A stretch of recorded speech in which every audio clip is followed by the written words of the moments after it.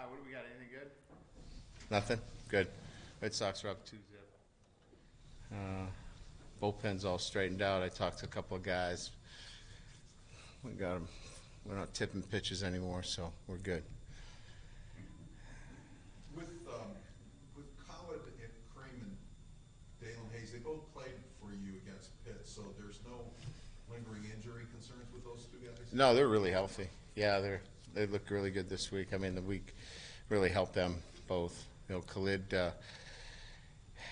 he ran like, I think we had him on GPS like running 16 miles an hour. He had been hovering in that 12, 13 range. Dalen looks good. He's anxious to play. Yeah. And it seems like there's been a shift in your guys, your defensive linemen, in terms of playing in this Navy game. Because it seemed like, kind of 2013, 2014, a lot of injuries and reluctance, and then it seemed like last year wasn't an issue with anybody. No, because, I mean, they've changed, too, the way they play. They're bigger. They're much more physical up front. It was a smaller team that had to rely on, much more finesse and cut blocking, and that's not who they are. They're much more of they're big offensive line. I mean, they got to double team you, and they're going to veer block certainly, but they got to move you off the line too. So this is much more of you still got a key step and read and things of that nature, but it's different from 2010 through maybe 13 in my time here, where they've gotten much bigger, much more physical. Do you think Julian can be an asset for you? I think he's the one guy that didn't play last year. Yeah, he'll be a good player for us against Navy. So last year you pretty much negated any big plays for Navy's offense, and had you taken advantage of that offensively, it would have been as close. But is there a give and take that you have to worry about the time of possession when that is the tactic, and then they can get 3, 4, 5 yard gains? Yeah, and sideways rain. You could not have, put together a better scenario for how you play Navy. Ken was probably excited about the conditions. We struggled throwing the football early on, missed some very easy completions, and then, they held on to the football. So, defensively, you have to make some decisions on how you're going to play them. First of all, you can't give up any big plays. If you do, you have to minimize them to the level where, you're not giving up, touchdowns. You can give up some runs here or there or a pass here or there, but you can't. We've had two situations, obviously, the last couple of years where, time of possession and possessions became, an issue. But, even if you look at last year, even with time of possession, we punted 3 times, and we settled for a field goal. So if we're more efficient offensively, that's a different ball game. So I would say that there's got to be a more efficient offensive, game plan, and then defensively continue to do what we're doing, but maybe even at a higher level, without giving away too much. Brian, just like big picture with Alizé Mack, can you, I guess, shed some light on just how he's matured over his whole career here? This is a really challenging place for him. Yeah. For him to sort of stick with it and give you something very consistent at the end. Just his growth and how that's changed. Yeah, well, I think maybe Alizé came in here with a sense of, I'm one and done, like basketball, and certainly Notre Dame's not that. You can't function here unless you really get your feet on the ground and commit to what Notre Dame's all about. And I think once he was able to understand that, he began to really feel more comfortable with who he is and what his purpose was to be here at Notre Dame. So he found his why, and I think once he found his why here at Notre Dame, you started to see that development in the classroom, in this community and then on the football field. So I just think it was just a process of him figuring out why he was here and what he needed to do to make it work, and that's why he's starting to have the success he is. He got to a point where he sort of just understood that football wasn't going to be as easy as maybe he thought it was going to be. You know, where it's a 4 or 5 star guy, and I'm just going to pick up where Rudolph and Eifert and stuff, they do the same things.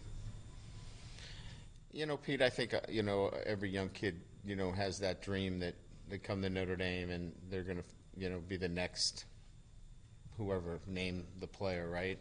And I think he grew up and matured through this process. But I think a lot of it, really, quite honestly, was him understanding that there was going to be life after football. Whether he still believes, and I do believe he feels like he's going to be a really good player in the NFL, and I think he can be. He also knows that his degree is really important. Not certain that he believed that when he first got here, and I think that's a big difference. Brian, how have the changes that you've made at the guard positions worked out this week? Are you happy with what you see? Yeah, really happy. And like I said, we really like Banks. It's just it's his time. And moving well. Simon, correct. He's going to be a nice addition for us at the left guard position, and Rulin and Kramer will continue to rotate in, and we still really high on Josh Lugg too, but he's got to do some things for us at the tackle position. He's kind of in that position where he's got to continue to grow, and he's got to still play some tackle for us too, because right now we've got him out at the right tackle position. You like having a physical person at left guard, that side of the field? Yeah, we wanted to kind of team up somebody as close to Alex Bars as possible, and Banks is that guy. Can move well, great size. So we think we got the right guys in the right position. Yeah. Talking about the maturity process with Mac, the guy I wanted to ask about was Kevon Coney, because he got off to sometimes a checkered start here too, but his evolution, the way he comports himself these days, can you talk about just how much he's grown in the years, how Notre Dame has benefited beyond just the football field? Yeah. It seems with Tavon especially. Well, this is a remarkable place. I mean, he's around incredible people on a day-to-day basis. I mean, just by the classroom that he sits in every day and by the people he's around that he's touched by, I mean, he's in an incredible environment, and that helps him grow every single day. So proud of his development. He's had to make good choices after making some not-so-good choices. So a lot of the credit goes to him. And making good choices along the way here over the last few years. And he's surrounded by really good people and in a great environment that has kind of allowed those choices to be reinforced. So we see that, that's a typical kind of situation where we see kids grow like that. And if they don't, they kind of self-select themselves out. And obviously he hasn't. Just also wanted to ask if you needed him, would Rulon be the second center, or is Grunhard your next option? No, Rulin would go in there, but I don't have any. We don't have any problem putting Colin in the game. Colin can play. He can play Power 5 football for us. I think Rulin would be the long term, but we could certainly in a short term play Colin right now. He's playing with a bad shoulder physically. He's going to have his shoulder looked at the end of the season. So, as a long-term kind of solution, it would be Ruland. Short-term, Colin could definitely do the job for us. We have a lot of confidence in him. What kind of week did Jafar Armstrong have? Pete always asks me about surprises, and I don't get surprised very often. I think it's you. Maybe I won't throw that under the bus, but Go All right, what the hell? He works for that $1 million company, that multi-million-dollar company now. So, Times Illustrated. Times Illustrated, Athletic Times Illustrated, whatever it is. It's a conglomerate, right? Surprised, very surprised. Yeah, he's an interesting guy. It looks like he hasn't been out. I mean, he's running at 20 miles an hour and physical, and it's, our trainers and doctors were like, put him in bubble wrap, put a red jersey on him. He's like, I don't want a red jersey. I don't know. I'm fine. Let me go. And he looks like he hasn't missed a beat. So we're going to have to be concerned with his cardiovascular endurance and things of that nature, but he's ready to go. Coach, I know that you're focused on this week's matchup with Navy, but Then just ask about Navy then. How's that? but 2 years down the road, you guys are playing in Ireland. What does that say about, how cool is that to be playing overseas, and what does that say about the Notre Dame brand, the global brand? Gosh. I'm trying to get to tomorrow, but I will give you a soundbite on this one. Excited to go back to Ireland. We were treated extremely well in Ireland. The trip went so smoothly. Trying to put this together was something of a priority.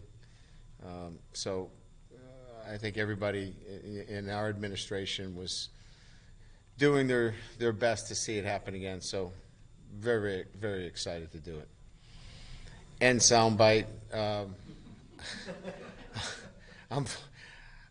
That's 2 years. I don't even know I'm making it till the next week. So we got to win football games. Right. Yeah. You guys have been using the take-up race now for about 5 seasons. Just what is it that you are liking about that piece of equipment? Well, I haven't seen many apparatuses that are so effective at allowing players to come back from. Well, I think we all talked a little bit about, the high ankle sprain that Cole Kmet had. He was in that brace. And I don't think there's no way that kid plays without that brace, and plays at a pretty high level. So I don't know that I've seen in my career a brace that allows you the ability to play at a high level and give you the support and stability necessary to play winning football. So it's been a great piece for us, and our kids love it. They can, usually when you have those braces, they want to get them off right away. They're okay wearing them that extra week, which really quiets that ankle down for us because they don't feel like they're encumbered at all. Did you have any influence or conversation with Mike, like, we've got to come up with something, or we've got to get our guys working here better?